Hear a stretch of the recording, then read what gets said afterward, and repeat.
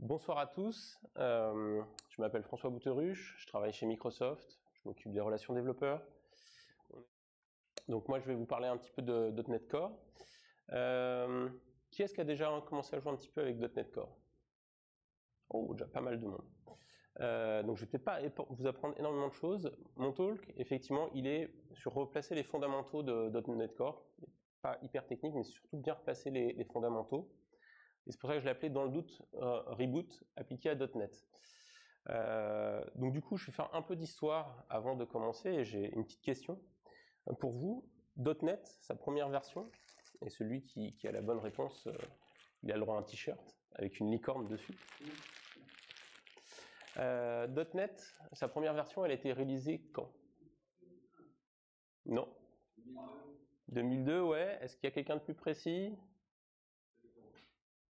Non. Non. Bon, allez, 2002, il avait la... Hop. C'est pour lui, désolé. Donc, en fait, .NET, la première release, c'est le 13 février 2002. Et l'objectif, c'était de se dire, si on simplifiait le développement des applications Windows et Web, pour rendre la vie des développeurs un peu plus simple, avec un langage de plus haut niveau que C++, avec par exemple le garbage collector, la gestion de la mémoire, tout un tas de choses qui vont faciliter la vie des développeurs. Et donc ça, c'est l'arrivée de .NET Core. Donc, 13 février 2002, .NET Framework 1.0 est né et ça démarre.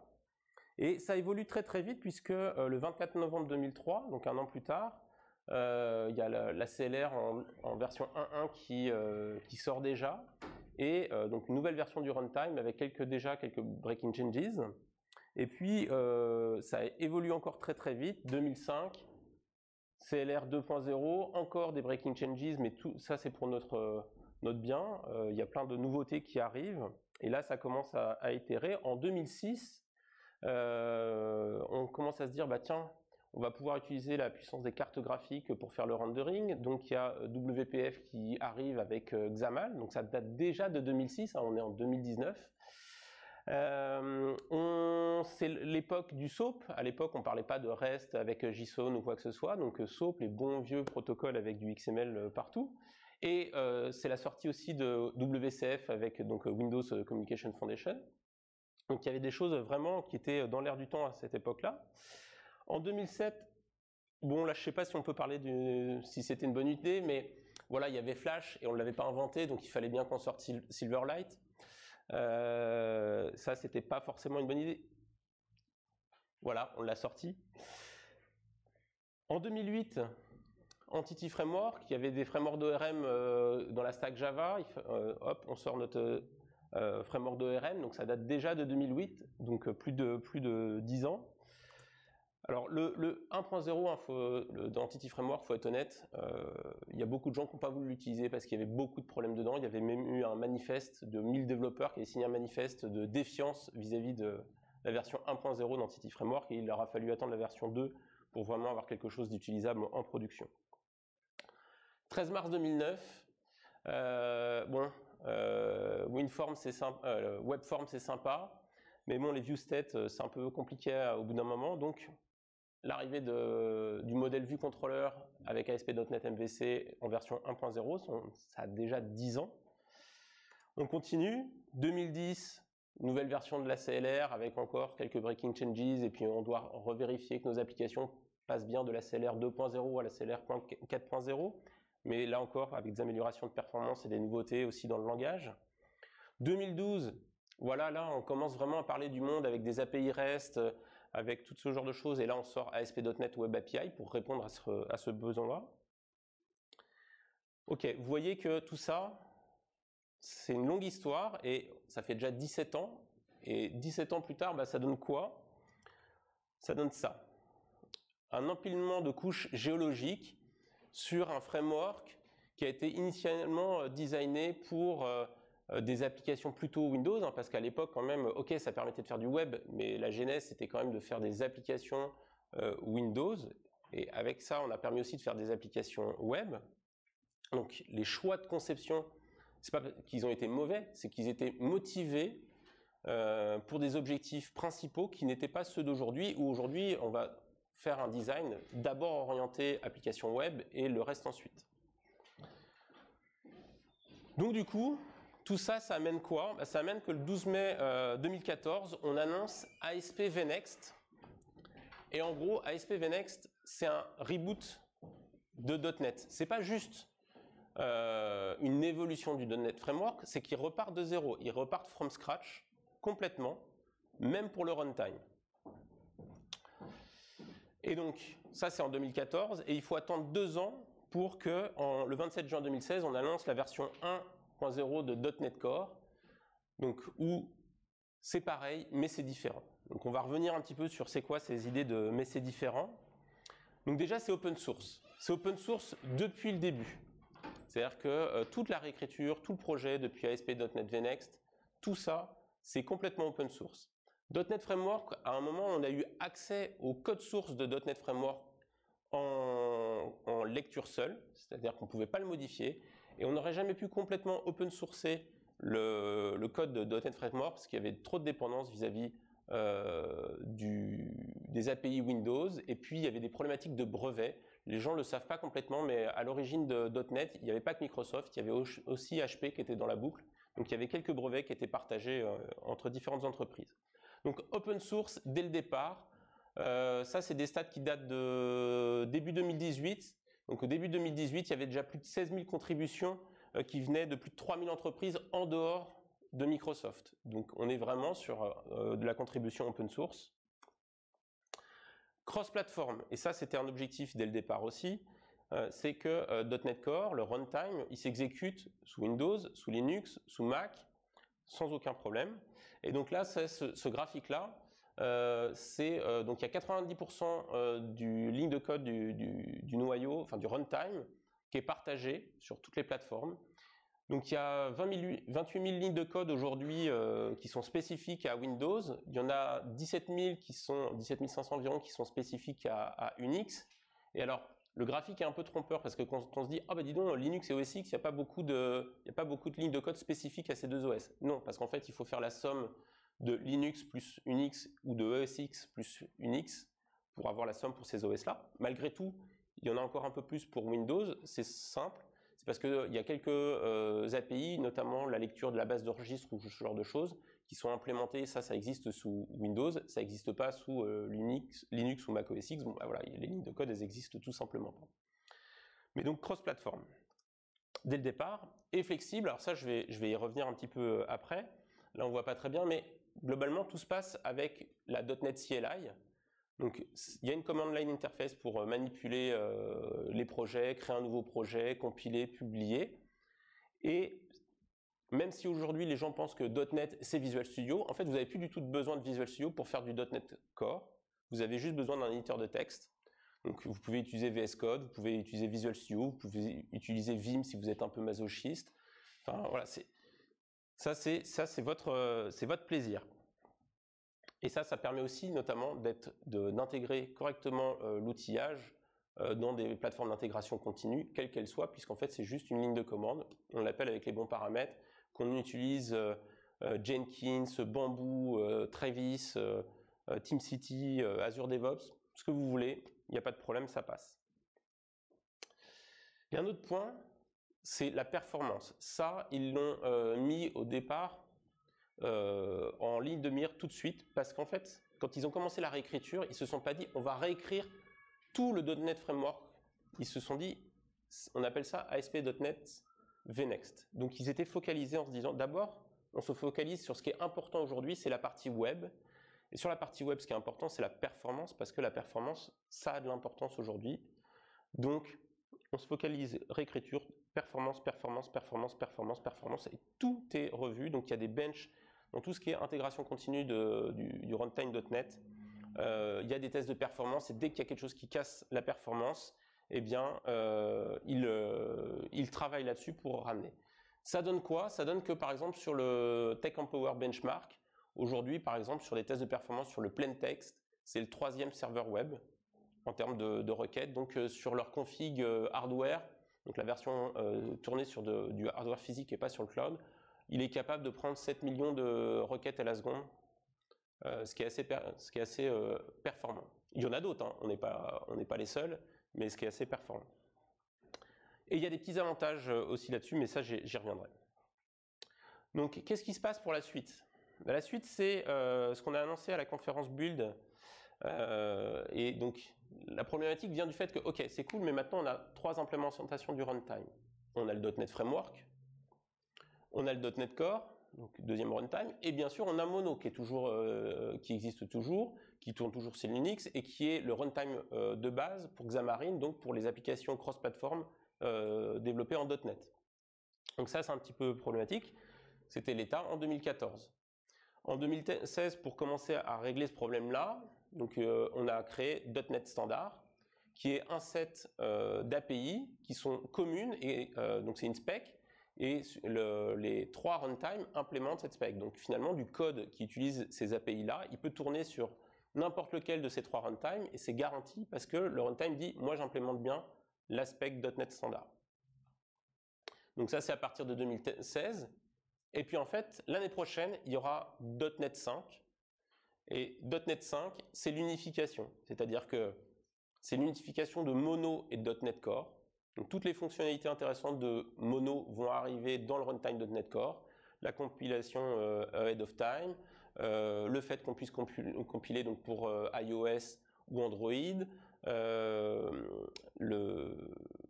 l'interfaçage avec du code Java ou du code Swift par exemple, tout ça, ça va intégrer le runtime .NET Core, et Mono va être arrêté, il n'y aura plus d'évolution sur Mono, il n'y aura plus qu'un seul runtime, et il y aura le .NET Framework qui restera en version 4.8.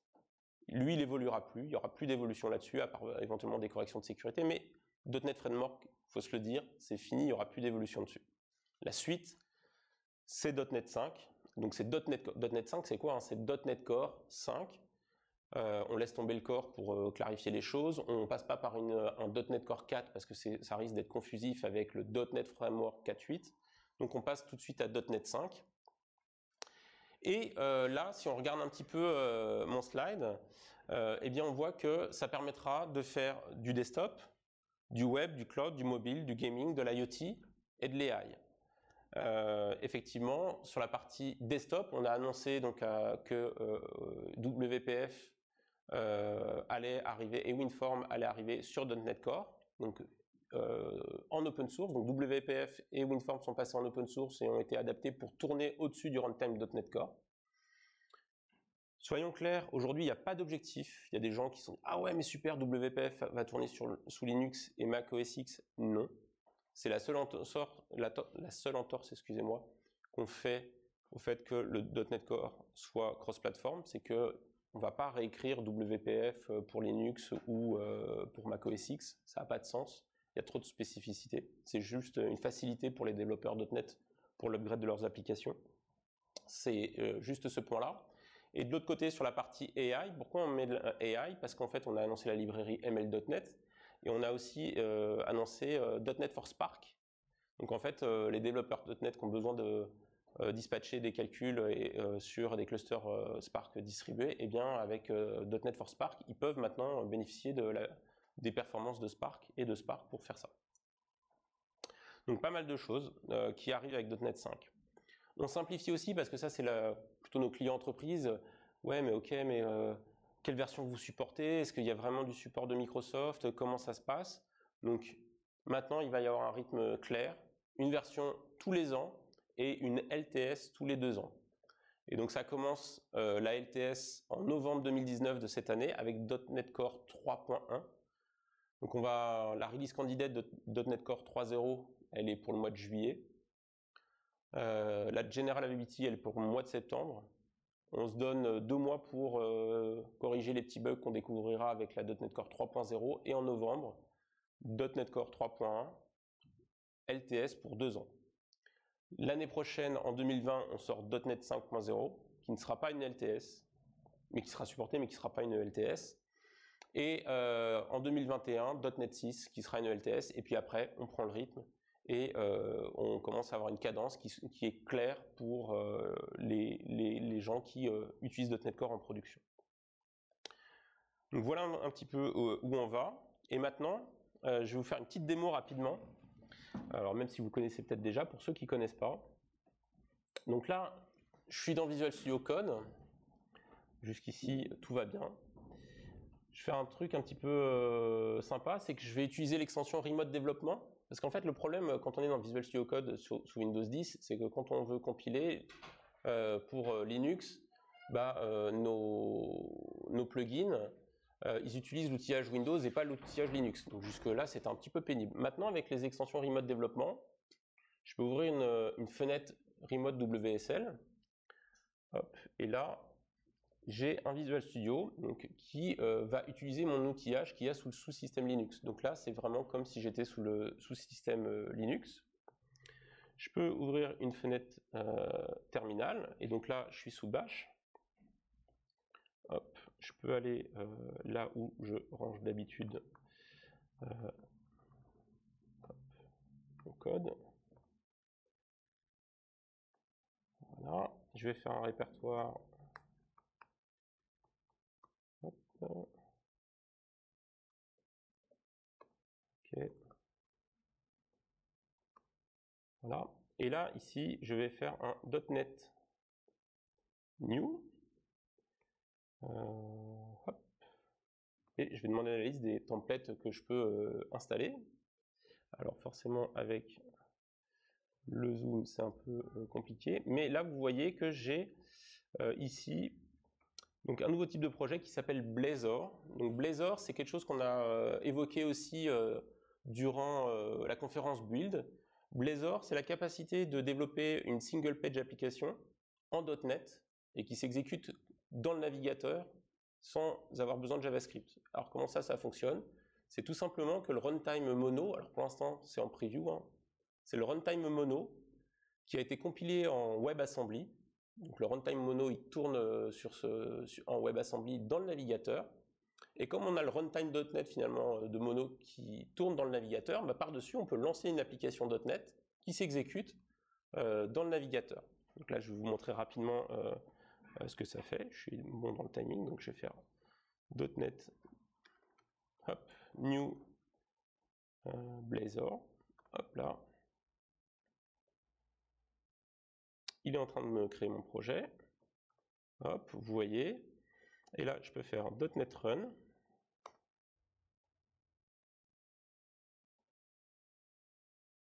Il va démarrer gentiment si tout se passe bien.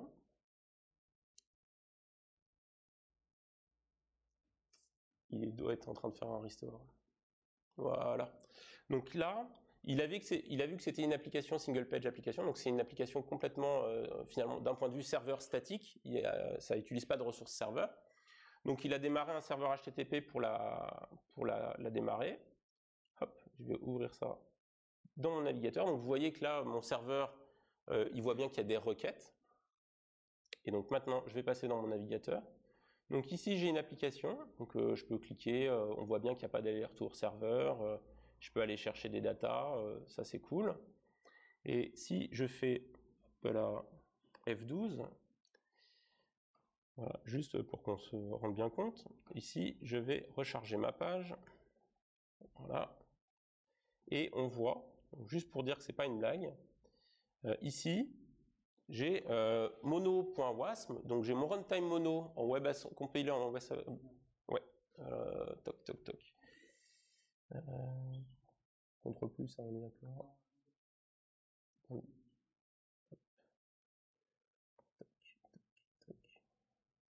Ici, donc là, mono.wasm, donc il a bien chargé le runtime mono compilé en WebAssembly.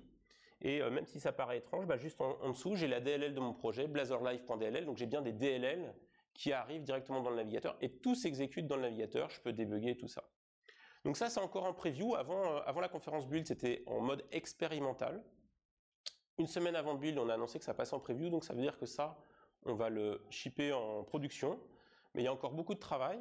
Par contre, il y a un des bénéfices de tout ce qu'ils ont fait sur Blazor que vous allez récupérer dès .NET Core 3.0, c'est les Razor Components, puisque les gens qui ont travaillé sur Blazor se sont dit, maintenant, aujourd'hui, la manière de faire des interfaces web, c'est d'utiliser vachement les components, les web components. Donc, ils ont fait Razor Components.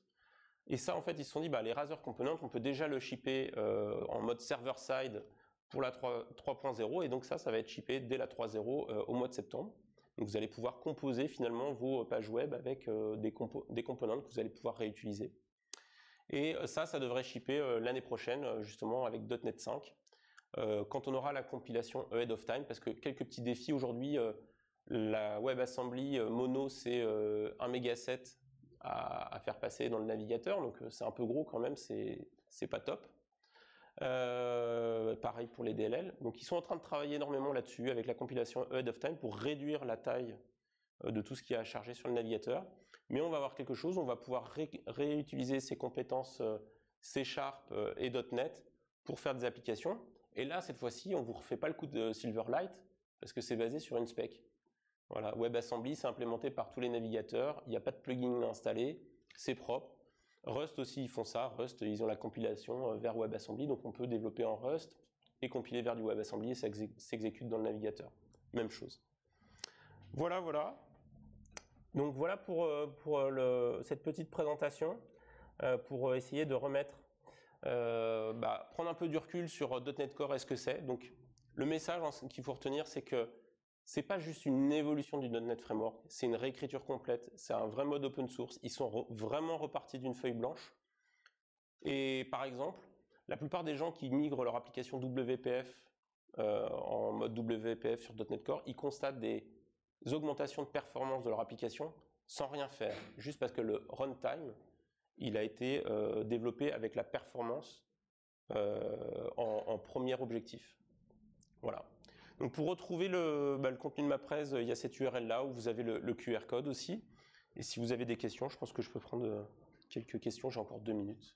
On avait dit 25 minutes. Est-ce qu'il y a des questions? C'est bon?